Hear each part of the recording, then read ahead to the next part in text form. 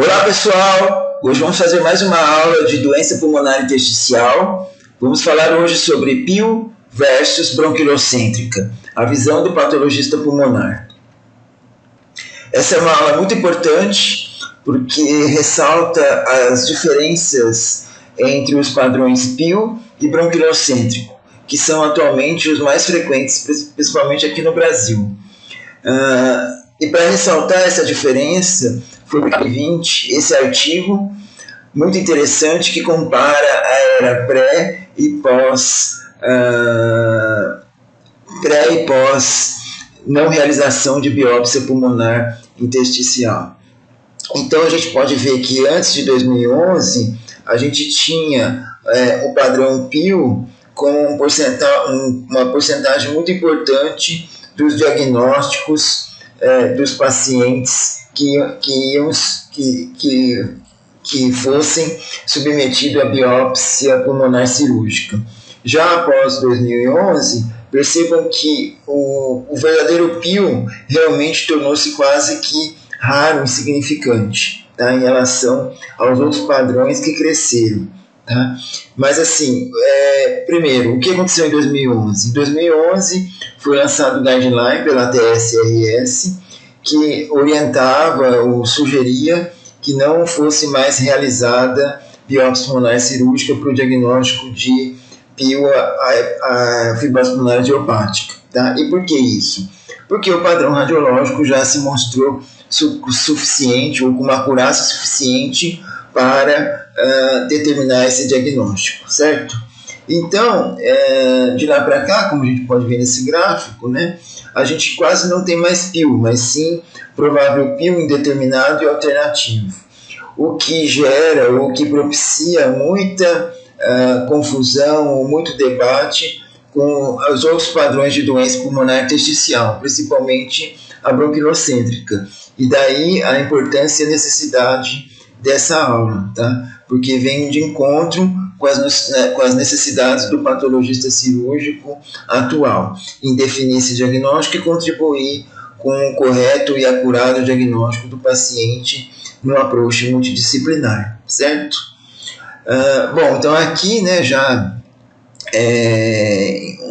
um reforço do guideline 2018, indicando de fato que os pacientes com PIL o IPF não precisam ser biopsiados para ter seu diagnóstico, basta então a tomografia, certo? E que realmente ainda o provável PIL indeterminado ou diagnóstico alternativo de fato precisa ser biopsiado, certo?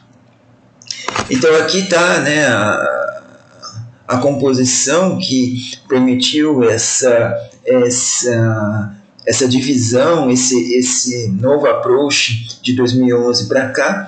Então percebam, pacientes que têm um padrão PIL na tomografia, independentemente do padrão histológico, todos eles são IPF. E por que essa importância do IPF? Por que a gente coloca aqui diagnóstico de IPF e praticamente ignora as outras, né? Porque a IPF é a doença pulmonar intersticial fibrosante com maior mortalidade, tá? Não que as outras não precisam ser diagnosticadas, claro que porque se não tratar, também elas vão causar uma morbidade e até uma mortalidade significante, tá? Mas aqui é realmente pela rápida evolução, ou melhor, pela rápida, péssima evolução do IPF. Então, percebam, a tomografia já resolve muito boa parte dos casos, independente do padrão histológico.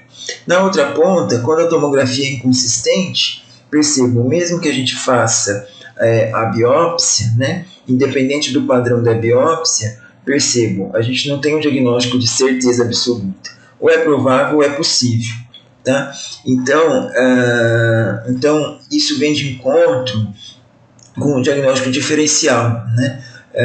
Muito mais provavelmente essas biópsias estão relacionadas com outras etiologias, tá? Em alguma pequena parte realmente de fato sejam IPF, tá? Então o inconsistente ele distancia muito do IPF, né? Então nenhum é diagnóstico, independente da biópsia, vejam, e aqui a gente tem padrão PIL na biópsia, tá? Então ele não dá diagnóstico definitivo, não é IES aqui, tá? O único que acaba ajudando é um possível IP, que uma parte dos padrões pode dar diagnóstico de IPF, tá? Mas realmente esse padrão aqui hoje em dia é raridade. Esse aqui, como vocês vão ver, é possível, mas existe muito fatores que podem influenciar nesse diagnóstico, tá? Nesse padrão histológico. Então, resumo da ópera. PIL, basicamente a tomografia define quase todos, e inconsistente, nenhum dá diagnóstico de IPF, e é provável um diagnóstico etiológico. Então isso reforça a importância dessa aula para a gente distinguir exatamente esses fatores entre PIL e outros padrões, que aqui a gente vai discutir o bronquilocêntrico sendo um dos mais frequentes. Então, bom, o que é PIL? Vamos começar o que é PIL, né? Então essa figura do Fukuoka ilustra muito bem isso. A gente tem aqui um lobo pulmonar secundário, delimitado pelo septo interlobular e pela pleura. Então percebam que há uma deposição de matriz extracelular, principalmente na região subpleural, tá? E percebam que essa deposição ela não é contínua, ela é irregular. Ela vem áreas normais, fibrose, áreas normais, fibrose, o eixo broncovascular totalmente poupado, tá? Então esse é o padrão clássico esquemático do PIL, tá? Bom, desse padrão, dessa imagem, quais os critérios que a gente tem que usar para definir de fato o PIL, e que foi publicado em 2011 pela ATS-RS e que vale até hoje? Bom, primeiro, existe 4 fatores críticos e um que também é crítico, mas que na verdade não é o fator, né? É uma ausência de fator. Então vamos lá. O primeiro é fibrose com distorção arquitetural ou Honeycomb, tá? Então o que quer dizer isso? Fibrose, tá? Então tem que ter uma deposição fibrótica, né? Uma bolinha fibrótica lá, uma massinha fibrótica, que claro, toda fibrose vai causar algum grau de distorção e pode até levar a Honeycomb. Outra coisa, essa massinha fibrótica tem que ter uma distribuição subpleural ou paraseptal, tá? Como eu mostrei ali na figura previamente, né? Então ela está embaixo da pleura ou do lado do septo interlobular, tá? Tem que ser em PET, ou seja, irregular. Então áreas normais, áreas afetadas. As áreas afetadas têm fibrose densa, fibrose frouxa ou mixoide, tá? Então ele tem essa heterogeneidade, ele tem esse PET, essa irregularidade. Presença de foco fibroblástico, então precisa ter um foco fibroblástico presente. Então com esses 4 critérios a gente consegue falar que é um PIL. Contudo, entretanto, a gente tem que ter ausência de outros fatores que fazem o diagnóstico. E quais fatores são esses? Inflamação, granuloma, pneumonia organizante, alterações centradas nas vias aéreas, né? Então um padrão bronquilocêntrico.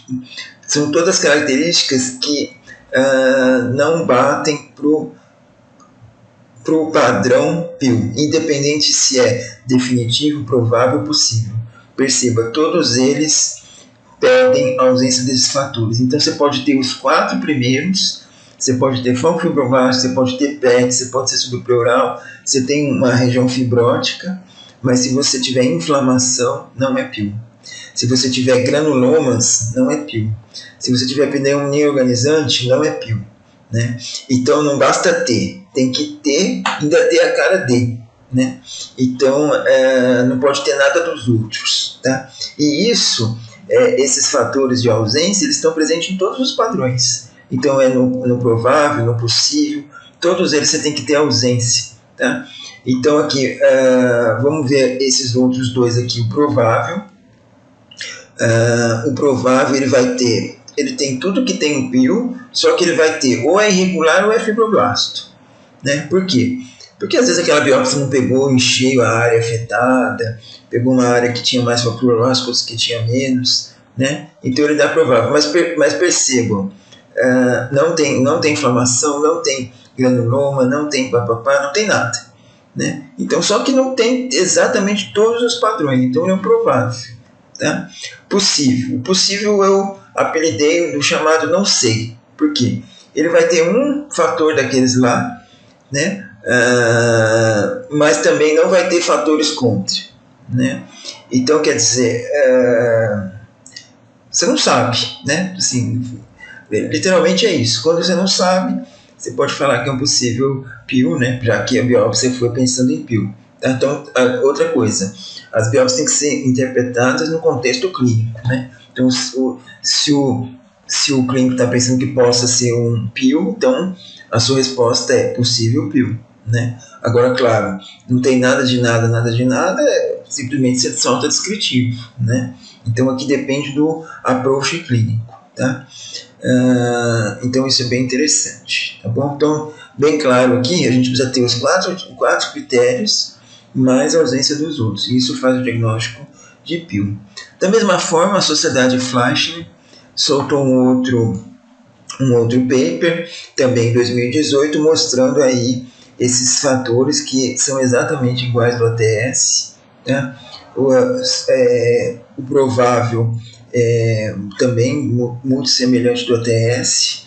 A única coisa que muda é que ela chamou de possível para indeterminado, que faz mais sentido, né? Não é que é possível, é indeterminado, né? Como eu falei, não tem cara de nada, você não pode falar nem que é PF nem que é outra coisa. Então, indeterminado, que é o famoso não sei, e os outros ele chamou de diagnóstico alternativo, né? Se tiver inflamação, granuloma, você vai pensar em pneumonite de hipersensibilidade e assim por diante, tá? Então, assim, é bem claro. Eu acho que esses guidelines são bem claros, mas eles são habitualmente mal interpretados, tá? Então, vamos começar. PIL. Como que é o PIL? Pneumonia intersticial usual. Um critério bastante importante é o patchwork partner. Quer dizer, o padrão irregular de distribuição da fibrose. Então, perceba, a gente tem áreas de aspecto mais habitual, áreas fibróticas, áreas de aspecto habitual, áreas fibróticas, áreas de aspecto mais habitual, bem fibróticas. Então, essa irregularidade, né, áreas mais hialinas, densas, áreas mais mixóides, frouxas, tá vendo? Essa irregularidade é característica do PIL. Tá?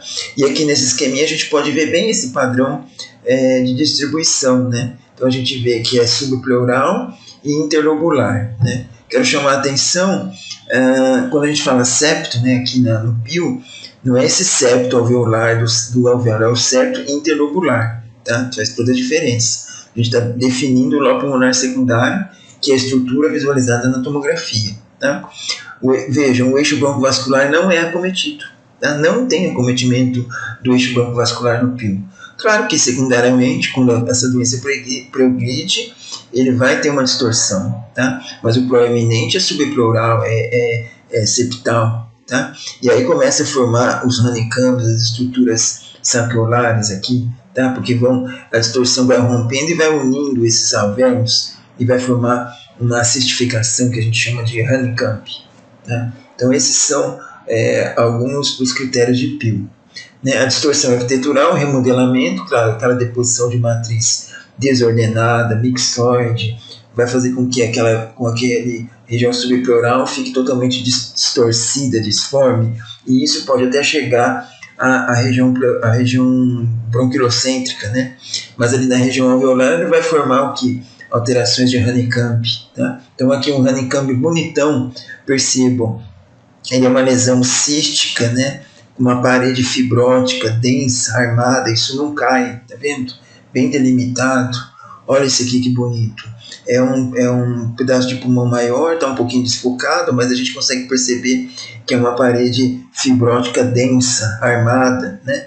Se isso aqui não fosse fibrótico, a hora que tivesse feito a biópsia, isso ia colapsar, ia ficar murcho, né? Mas aqui a gente vê que não, está armado, está aberto, tá forte, né? Tá estruturado. Isso é uma característica do honeycomb, tá? Tem que ter isso, e essa correspondência na tomografia, você vê que são paredes armadas, fica mesmo cístico, né? Fica mesmo amplificado, né? Tá? Tomar cuidado com alterações bronquiectásicas, que também podem ser parecidas, mas elas são mais centrais, tá? Tem uma fibrose maior em volta, e a gente consegue perceber isso na tomografia, essa diferença, tá?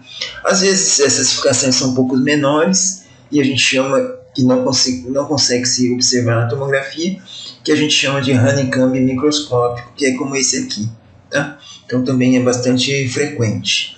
Bom, outra característica muito importante, fundamental, é a distribuição subpleural. Então essa é uma biópsia pulmonar cirúrgica com um padrão muito bonito de pio.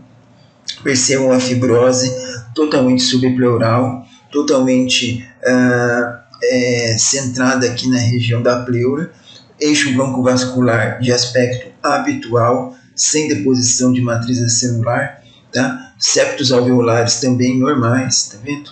Aqui começa a querer fazer uns micro honeycombs, tá vendo? Ó? Percebam que a parede é armada, dura, redonda, não inflamada, tá? Então é diferente de outros padrões, tá bom? Isso realmente é um padrão de distribuição subpleural do pio. Tá? Aqui uma outra imagem, percebam, a gente vê a mesma coisa, né? Regiões massinhas aqui de fibrose, tá vendo? Pouco inflamada, ó, aqui no septo interlobular, aqui entre a pleura e o septo intralobular, mas perceba o eixo broncovascular de aspecto habitual, tá?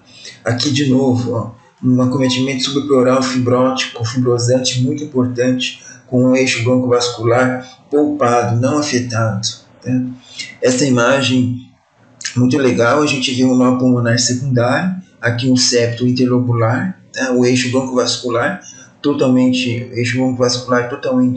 de aspecto habitual, e a gente começa a ver uma pequena massa fibrótica aqui na região subpleural, né? Então é um pio inicial, um pio que começa ali naquela região, tá? E essa progressão do pio, né, da fibrose, deposição de matriz, vai de fato gerar remodelamento, distorção arquitetural e a formação dos honeycombs, como a gente pode ver aqui nessa imagem, tá? Outra característica importante é a variação temporal, então áreas normais, áreas afetadas, e as áreas afetadas elas são hialinizantes e são mixoides, mais frouxas. Então perceba que aqui um rosinha mais denso, né, mais forte, e aqui você tem uma coisa mais porrocheada, uma coisa mais que a gente chama de mixoide, tá? Esse aqui é o foco fibroblástico, tá? Típico, bonitão, certo? Então esse foco fibroblástico vai depositando matriz e pode se tornar um pio avançado, como esse aqui. Apesar da imagem estar um pouco desfocada, a gente vê que tem uma deposição subpleural importante, né? E aí quando a gente olha mais de perto, a gente vê o foco fibroblástico. Percebam que a bunda do foco fibroblástico está para a pleura, a gente não vê inflamação embaixo dele, tá? Isso é muito importante porque esses fibroblastos estão produzindo matriz e depositando aqui embaixo. Não é a inflamação que está estimulando ele para produzir matriz, tá? Então, uma base fibrótica, uma base colagênica é muito típica desses casos de pio, tá? Então, e percebam aqui que o septo alveolar que sai dele não é afetado, né? Ou minimamente afetado. Isso vai ser a posteriori, por tração, né? Esse aqui é um trabalho que realizamos em 2014 e publicamos, mostrando aqui o papel dos focos fibroblásticos em relação à transição epitélio-mesenquimal. Então esse é um foco fibroblástico típico, muito bonito, com uma base hialina fibrótica, 1000 fibroblastos perfilados aqui em uma matriz algo-mixoide e uma proliferação pneumocítica hiperplásica. No maior aumento a gente consegue ver essas células hiperplásicas, bonitonas, grandes, e essa matriz mixoide com fibroblastos, né, produzindo aí colágeno e remodelando essa região subpleural. Aqui um detalhe, a gente percebe uma coloração de imunistoquímica com TTF1 marcando as células pneumocíticas e SMA de vermelhinho aqui marcando a actina de musculício, 2000 fibroblastos. Então percebam que existe uma proliferação miofibroblástica no interior do foco fibroblástico, e no maior aumento a gente vê que essa célula epitelial acaba entrando, mergulhando nesses fibroblastos e se transformando em um fibroblasto, que a gente começa a ver aqui produção de SMA, de actina de músculo liso, né? E isso é chamado de transição epitélio-mesenquimal, e é um dos processos de agravamento ou de evolução da lesão da pneumonia intersticial usual e do foco fibroblástico. Tá? Outra característica muito importante, apesar de não ser um dos critérios da ATS, mas que favorece muito, é a mínima inflamação. Tá? Então, quando tem inflamação, isso favorece diagnóstico diferencial. Tá? Também a gente pode ver frequentemente muscularização. Então, quando essa fibrose chega no eixo broncovascular, a camada muscular lisa bronquial prolifera, e a gente chama isso, ou hiperplasia, e a gente chama isso de muscularização. Tá? Lembra que o padrão PIL não é imediatamente o diagnóstico de IPF, certo? Outras doenças podem aparecer com esse padrão PIL. Principalmente pH, colagenose, enfim. Eu, particularmente, acredito que não seja bem um padrão PIL, é um padrão PIL-like, tá? Porque algum daqueles outros fatores vão dar a nuance para o diagnóstico diferencial. Mas isso é relatado na literatura, então eu estou colocando aqui para vocês. O padrão PIL pode representar outras doenças além do IPF, ok? Bom, em oposição ao PIL, o mais frequente padrão observado atualmente é a pneumonia intersticial bronquilocêntrica. Então percebam que a característica principal, como o próprio nome diz, é a deposição de matriz extracelular peribrônquica, tá? Com distorção arquitetural do eixo broncovascular. E a gente vê isso muito bem aqui nesse esquema. Percebam que o septo interlobular e a pleura são não afetados completamente, e o eixo broncovascular ele é totalmente remodelado, totalmente alterado, né? Aqui nessa imagem histológica a gente pode ver essa correspondência. Percebam a intensa deposição de matriz extracelular hialina, muitas vezes hialina, mas com células inflamatórias, nesse eixo broncovascular. E aqui a gente vê essa representação esquemática também do Fukuoka, muito bonita, muito interessante, mostrando aqui os septos interlobulares, a pleura, o eixo broncovascular, e percebam, diferentemente do PIL, aqui na região subpleural e do septo interlobular, a gente não tem fibrose, não tem deposição de matriz celular. Em oposição, o eixo broncovascular começa a ficar fibrótico, começa a ter deposição de matriz e remodelamento. Esse trabalho, publicado em 2015, ressalta esses fatores, é um trabalho muito interessante, mostrando, claro, a pneumonia intersticial bronquilocêntrica vai ter 100% de fibrose centrada na via aérea, mas esse fator aqui eu acho que é o mais importante. Percebam, 98,5%, quase 100% tem inflamação na via aérea, e quase 90% tem metaplasia peribronquiolar ou broncolização. Tá? Então, assim, esses fatores, quando encontrados na biópsia, desfavorecem muito ser um PIL e podem ser incluídos aí como fatores alternativos ou diagnóstico alternativo, mesmo que a gente tenha aqueles outros critérios para PIL, ok? Outros achados incluem pneumonia organizante em quase mais de um terço dos casos, célula gigante em cerca de um quinto dos casos, mas o que eu quero chamar a atenção mesmo é foco fibroblástico. Percebam, metade das bronquilocêntricas, metade tem foco fibroblástico, tá? É bastante. Tá? Então, percebam, se você achar um foco fibroblástico, isso não faz o diagnóstico de PIL. Tá? Então, isso é um critério, um conceito muito importante. O foco fibroblástico é mais relacionado com o potencial de progressão fibrótico do que com o diagnóstico propriamente dito, apesar dele entrar em conjunto com os critérios diagnósticos de pio e pode ser encontrado na bronquilocêntrica.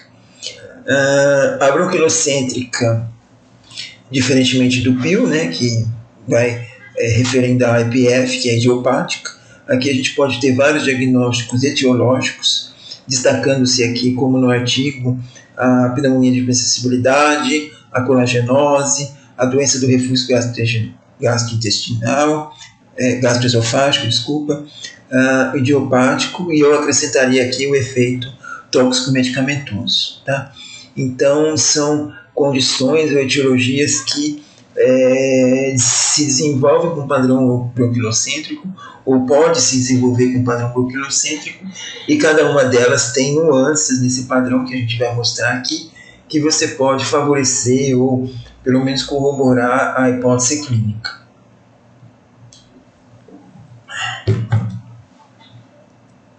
Bom, então, como eu falei, a bronquilocêntrica é dividida, pode ter relação com esses três principais diagnósticos diferenciais, etiológicos, colagenose IPF, que é fibrose,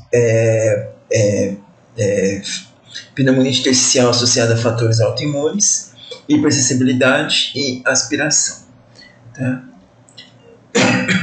Bom, então vamos ver aqui alguns fatores, né, relacionados com a bronquilocêntrica. Um dos primeiros é a metaplasia peribronquiolar, ou como eu chamo, broncolização. Percebam que esse eixo broncovascular tem uma discreta deposição de matriz, um discreto remodelamento, mas o que chama a atenção é esse atapetamento dos septos alveolares em contiguidade por células do tipo brônquicas ou bronquiolares, tá vendo? Então, o epitélio septal, ele é fininho, a gente quase nem vê aqui nesse aumento, tá vendo? Tá vendo? É bem, aqui, bem delicado.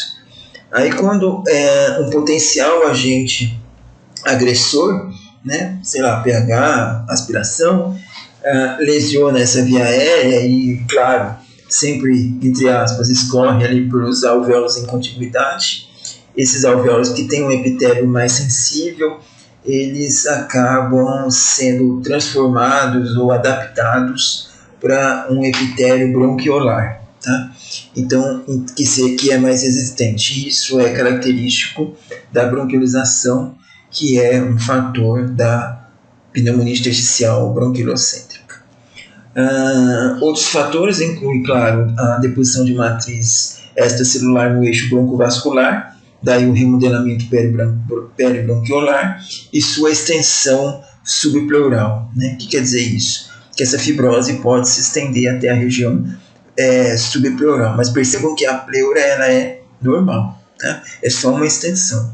Outro fator bem interessante são a presença de eventuais agregados linfóides, tá? Eles normalmente centrados aqui no eixo broncovascular, também favorece aí a bronquilocêntrica e alguns diagnósticos etiológicos.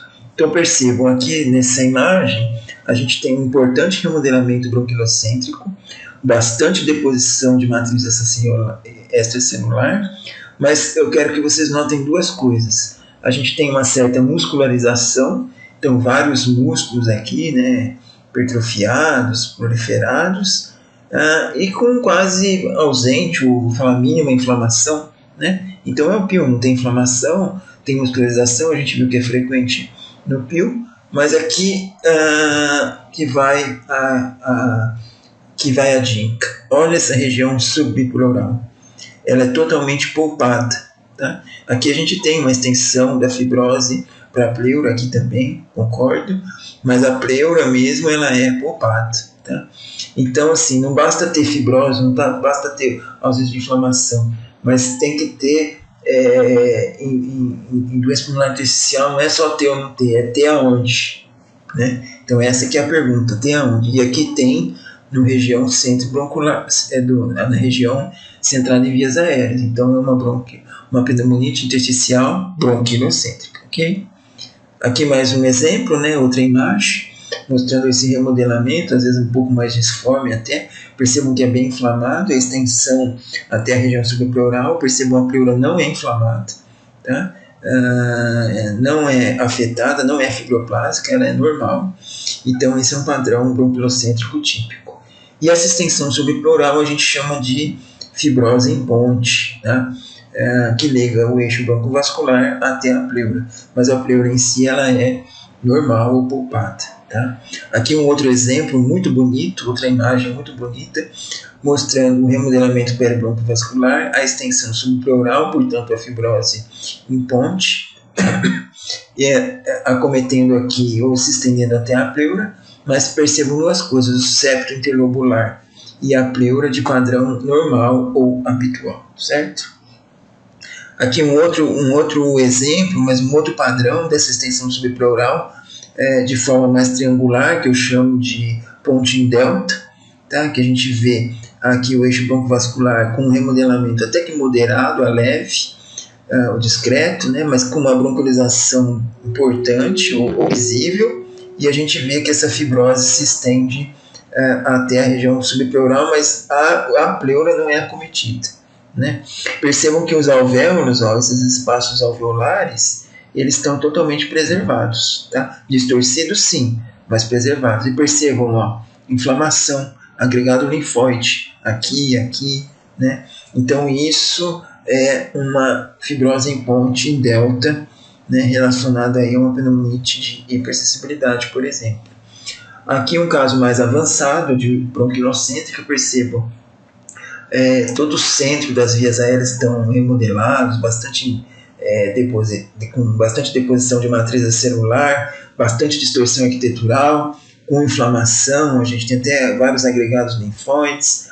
Aqui que chama bastante atenção a dilatação, que a gente chama de bronquiectasia ou bronquilectasia, tá? Não é honeycomb, o honeycomb é uma parede dura, linear, né? Sem inflamação, não é o caso, e a gente vê também que está no caminho do eixo broncovascular, e algumas regiões têm extensão subpleural. Perceba que não é o septo interlobular está aqui, tá? É extensão mesmo, tá? E a pleura é normal, tá? Então, um padrão mais avançado de pneumonite intersticial bronquilocêntrica. Aqui um outro exemplo muito bonito, muito ilustrativo, mostrando essa fibrose bronquilocêntrica centrada em vias aéreas, poupando, né, o septo interlobular e a pleura. Tá? Então percebam que ele aqui acometeu várias ramificações do eixo broncovascular. E essa imagem, por fim, muito interessante, bem ilustrativa, a gente vê uma fibrose bronquilocêntrica ampla, né, já bastante estendida, bastante densa, afetando esse eixo broncovascular. E percebam que a pleura não é acometida, e a ligação entre a pleura e essa massa fibrótica mais central, ela é por septos, às vezes um pouquinho mais espessados, né, mas a maioria deles não. E percebam que aqui a gente tem um foco fibroblástico. Apesar de ter uma certa ionização aqui embaixo, não tem tanta inflamação, então é um PIU. O que tem de diferente? Primeiro, ele está junto ao eixo broncovascular, e a bundinha dele está voltada para o eixo broncovascular. Tá? Então isso aqui é um foco fibroblástico centrado nas vias aéreas, tá? Que está favorecendo realmente uma pneumonite intersticial bronquilocêntrica. O que acontece? Essa deposição de matriz é tão intensa que vai formando essa massa fibrótica, e os septos em contiguidade não aguentam a pressão. Eles simplesmente rompem. Tá? E não é um rompimento enfisematoso, porque a gente não vê aquela retração elástica típica do enfisema. Tá? Então, formando esses espaços císticos maiores, né? Mas que são, na verdade, espaços alveolares produzidos pela distorção de tensão do eixo broncovascular, e que a gente tem aqui em Ribeirão chamado de sinal da Invicta, por causa desses dedos. Para quem não sabe, Invicta é uma cervejaria aqui de Ribeirão. A gente não está fazendo propaganda deles, não estamos ganhando nada para falar deles, mas o símbolo, né, é muito parecido com o que a gente vê aqui. Então esse sinal da Invicta de fato pode corroborar um padrão bronquilocêntrico, uma fibrose bronquilocêntrica mais avançada, ok? Aqui, esse caso mais avançado ainda, a gente vê, apesar de a gente não conseguir ver mais nada, tudo fibrótico, distorcido, algumas dilatações, a gente consegue ver que a pleura ela tem um aspecto normal, habitual. Olha, dá para ver até a célula mesotelial aqui, ó, tá? Então, assim, isso aqui favorece muito de que essa pleura não tenha sido primariamente afetada e talvez esse paciente seja um paciente bronquilocêntrico que a fibrose se estendeu até a pleura e não da pleura foi para o brônquio. Então, isso é bastante importante quando a gente discute com o clínico, com o radiologista, em busca do diagnóstico mais provável etiológico. Outro fator importante, ou que frequentemente acontece, é esse espessamento septal em volta do eixo broncovascular remodelado, que a gente chama de PINI-like, ou PINI-simile, tá? O NSAP-like. Quer dizer o quê? Um espessamento septal em volta do eixo broncovascular. Tá? É uma reação paralela ou secundária, tá bom? Aqui um outro exemplo, mostrando um caso menos exuberante, né? Mas a gente vê que o septo alveolar ele é espessado, ele é alterado, até um pouco mais endurecido, né? Então é uma área NSAP-like ou PINI-simile. Outro achado muito interessante que corrobora muito o diagnóstico é áreas de ausência de lesão no lobo pulmonar secundário. Então percebam que nesse lobo pulmonar secundário a gente quase não vê remodelamento. O eixo broncovascular dele é não afetado, não fibrótico, a pleura é normal, mas em volta a gente tem toda uma deposição de matriz celular. Então essas áreas aqui acabam tendo conteúdo de ar normal ou elas acabam ficando com mais ar, né, com retenção aérea. Isso na tomografia a gente vê com diferentes tons de atenuação, né? Hiperatenuante, hipoatenuante, normal, e essa variação de atenuação no parênquima pulmonar é chamada pelo radiologista de Red-T sign, ou sinal do Red-T, que é esse presunto, essa mortadela aí misturada, né? Porque são vários tipos de padrão. Então você consegue ver isso, essa correspondência radiológica na biópsia pulmonar cirúrgica e favoreceu o diagnóstico, então, de bronquilocêntrica e mais especificamente de PH. Bom, recapitulando, então a gente teve a bronquiolização, que é essa metaplasia escamosa, que aqui para mim é como se fosse um rejunte mal feito. Então imagine, você tem lá o seu azulejo, cai alguma coisa, quebra um azulejo, você chama um pedreiro. O pedreiro é o nosso corpo que vai reparar e ele vai reparar desse fator injuriante que agrediu, né, o bronquíolo, mas também os septos alveolares em contiguidade, e na hora de reparar ele coloca lá o azulejo meia boca e aí você fica com um rejunte espessado. E essa é a bronquiolização, tá? Então são epitélio proveniente do eixo broncovascular que estão aqui no lugar onde deveria haver pneumócito por conta da agressão prévia que houve ali, tá? Então aqui a gente vê um eixo broncovascular remodelado com uma pequena área aqui já inicial de bronquiolização, tá? Outro fator importante é a proliferação miofibroblástica subepitelial bronquiolar, tá? Também aqui relacionado ao fator agressor injuriante, que vai lesionar essa mucosa e vai promover então a reparação fibroplásica. Então imagine a sua parede, alguém quebra, dá uma marretada, cai o rejunte, aliás, cai o reboco, e você chama um pedreiro para reparar. E ele vai lá, ao invés de tampar o buraco e passar uma coisa lisa, ele deixa tudo esse reboco grosseiro, esse reboco cru, né? Então é isso que o nosso corpo faz. Tem um buraco lá, ele vai com o reboco e joga na parede. Só que isso acaba atrapalhando ou ficando disfuncional sob o ponto de vista espirométrico, né? Então aqui a gente pode observar isso muito bem.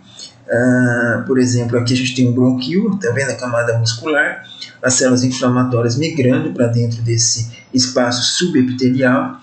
células inflamatórias, fibroblastos, miofibroblastos, que vão então tentar conter o fator injuriante bronquilocêntrico que está vindo da via aérea, né? Perceba aqui o pneumócito hiperplásico, né, ó, tentando ali regenerar, olha esses daqui, ó, tá? Então, todo esse processo inflamatório acontece no eixo broncovascular.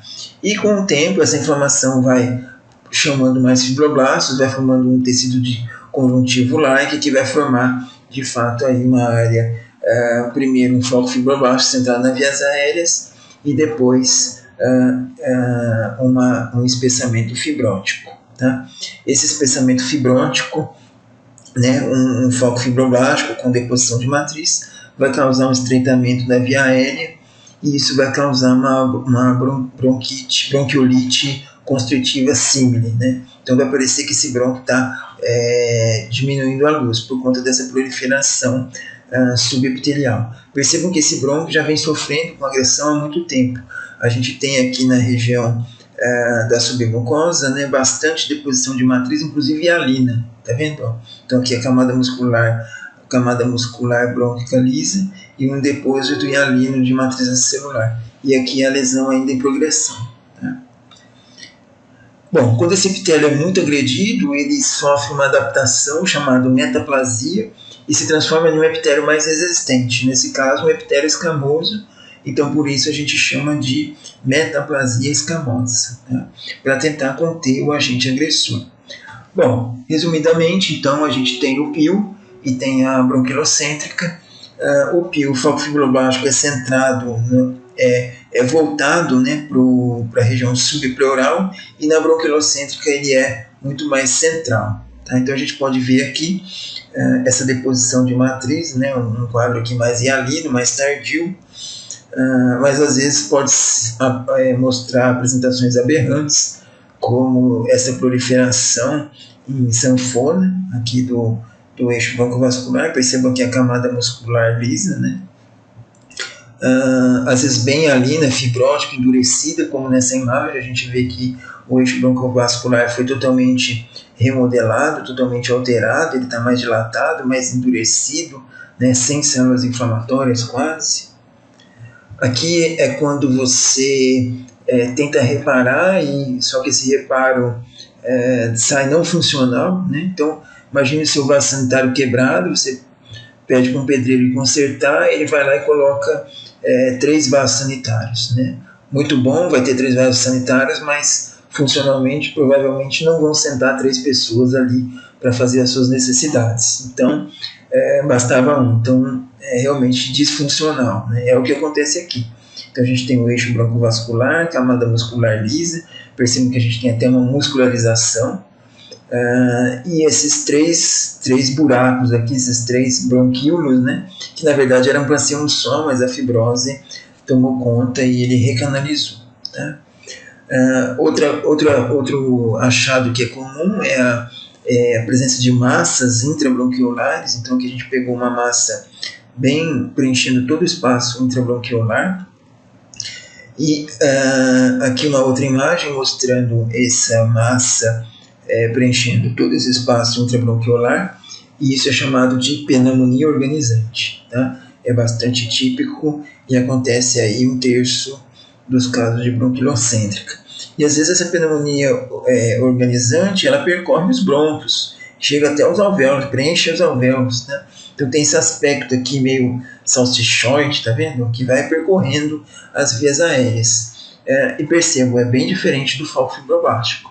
O foco fibroblástico é uma matriz mixoide, baseada num substrato de matriz hialina densa, com proliferação pneumocítica hiperplásica. Aqui não, aqui são massas preenchendo o espaço intraveolar. Tá?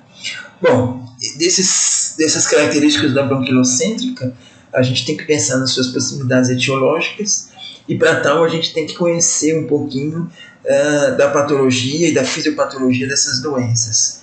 Então a pneumonite de hipersensibilidade, como o próprio nome diz, hipersensibilidade, vai precisar de um antígeno que vai estimular, que vai ser apresentado através de uma célula dendrítica aos linfócitos, estimulando-os a produzir uma reação inflamatória que vai ser prejudicial à pessoa, tá? Então esse é o principal mecanismo. E claro, esse processo inflamatório ele não é exponencial infinito. Ele tem um platô que na verdade é a quantidade de célula dendrítica presente nessa mucosa. Então, por mais antígeno que você tenha, só essa quantidade de células dendríticas vão poder apresentar esses antígenos que vão desencadear essa reação inflamatória. Tá? Então, a inflamação da pH é uma inflamação importante, mas ela não consegue ser exuberante como, por exemplo, de um IPF ou de uma colagenose, porque ela tem um fator limitante que impede ela de ser tão grande. A aspiração crônica é um outro mecanismo que a gente deve conhecer. Então percebam, alguma partícula microaspirada, algum conteúdo vai causar lesão epitelial, necrose, e essa necrose vai desencadear uma inflamação com uma resposta fibroplásica. Então aqui a gente vê algum desses efeitos. Então percebam o conteúdo agredindo as células epiteliais bronquiolares e elas se transformam em um processo de adaptação chamado metaplasia, e aqui a gente chama isso de metaplasia escamosa, porque lembram células escamosas, e matura, porque elas não são fusiformes, são mais redondinhas. Tá? Então isso é um processo adaptativo. Ou às vezes não, é maduro, né? Então a gente tem realmente a metaplasia escamosa afetando essa área. Outra característica da microaspiração é a exulceração bronquiolar, que nada mais é do que feridas mesmo, né, da árvore traqueobrônquica e aqui bronquiolar. Tá? Então a gente vê esse conteúdo exulcerando esse epitélio. Percebam que o epitélio em volta ele é relativamente normal, células colunares altas, até algumas caliciformes, mas aqui o epitélio se perde, né? Se perde de tal forma que chega até a camada muscular bronquiolar, tá? Perde até o conjuntivo aqui. Tá? Então, uma lesão ulcerativa. É como se fosse uma feridinha mesmo. Tá? São feridinhas nas vias aéreas. Aqui uma outra, né, alteração, a gente vê esse conteúdo agredindo essas células. Então, normalmente seriam células colunares, algumas caliciformes, ciliadas, mas aqui você vê que a célula ficou redondinha, ficou colunar baixa, cubiforme, com núcleo grande. Por quê? Ela está tentando se proteger desse conteúdo. Tá? Ela se transforma, ela se adapta. A gente também vê na aspiração fendas de colesterol, normalmente fagocitadas ou tentando ser fagocitadas por células gigantes. Tá? E também a gente vê células epiteliais vegetais, ou pelo menos resto dessas células vegetais epiteliais, também é um indicativo aí de aspiração. E por fim, a fagocitose desse material por macrófagos e células gigantes. Tá? Isso também é bastante frequente.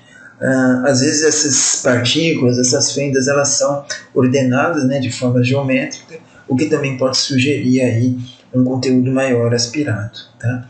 E por fim, a doença conhecida como pneumonia intersticial com fatores autoimunes, a IPF, que nada mais é do que uma reação inflamatória, um autoanticorpo contra algum antígeno da sua matriz celular ou da sua membrana basal. Tá? Isso vai causar um processo inflamatório intenso que vai se mostrar como agregados linfóides. Tá? Então a gente vê bastante agregado linfóide com várias posições, né? Pleural, subpleural, bronquilocêntrica, né? Como a gente está vendo aqui. Então vários compartimentos da biópsia pulmonar a gente vai ver muitos agregados linfóides e eventualmente até folículos linfóides como esse aqui. Tá? Então um verdadeiro folículo acaba sendo frequente em biópsias com doença relacionada. Faz a ressalva aqui que a gente deve saber se o paciente tomou ou toma corticoide ou algum imunossupressor antes ou durante a biópsia pulmonar cirúrgica, porque isso, claro, vai influenciar na sua avaliação do grau de inflamação. Se ele toma um monte de corticoide, um pouquinho de inflamação para você é muito. Se ele nunca tomou e está cheio de folículo, quer dizer que isso é bastante. Tá? Então, prestar atenção. Então aqui, qual que é a relação? A gente vai ter muitos agregados linfóides, então a inflamação relacionada com a autoimunidade, que vão ser os alvos terapêuticos, que é completamente diferente da fibrose pulmonar idiopática, em que a fibrose é de origem idiopática e o tratamento é mais antifibrótico. Tá? Como mensagens finais, eu gostaria de destacar aí que a discussão multidisciplinar ela é crítica para esse processo, a interação da clínica, da rádio e da patologia, isso aí é indiscutível, destacando aí os critérios histomorfológicos, então contextualizar esses critérios são muito importantes, tendo em vista a clínica, tendo em vista a radiologia. Lógico que o olhar, a opinião de um patologista pulmonar pode favorecer uma vantagem na acurácia diagnóstica, mas esses critérios são são bem definidos e podem ser observados aí com uma certa tranquilidade. Saber que esses detalhes, né, que às vezes podem até parecer bobo, na verdade, para mim, eles que são a medicina personalizada, porque se você não tiver o diagnóstico correto, não tiver o approach correto, pode fazer qualquer análise clínica, você não vai conseguir definir o diagnóstico nem o tratamento. Então, a medicina personalizada começa na anamnese correta, começa no exame físico completo, na análise da tomografia e depois, eventualmente, na análise da biópsia. Então, a informação ainda é a coisa mais importante e que realmente faz um estudo personalizado. Tá? E isso tem um pano de fundo, que é pensar na fisiopatologia e na doença. Tá? Quando você pensa na fisiopatologia e na doença, você consegue chegar num diagnóstico ou numa acurácia diagnóstica maior ou melhor. Tá? Guideline é um guia, então hoje a gente vê médicos usando o guideline como se fosse a única verdade absoluta, e na verdade, quando você faz isso, você destrói com a sua acurácia diagnóstica e você não consegue entender a doença daquele paciente e o seu tratamento não vai ser então personalizado. Então, resumo de tudo, pensar na fisiopatologia e na doença. Tá? Quando você pensa na fisiopatologia e na doença, o critério morfológico vem, o detalhe vem, e isso você consegue manusear ou modular de tal forma que a sua acurácia diagnóstica vai ser muito melhor do que antes ou do que outras pessoas que não pensam na fisiopatologia. Tá? Então, acho que a mensagem final as mensagens finais eram essas. Espero que vocês tenham gostado. Qualquer dúvida, pode deixar a sua mensagem, deixe o seu comentário e a gente vai conversando. Queria agradecer aí pela paciência e audiência de todos e até a próxima, se Deus quiser. Muito obrigado.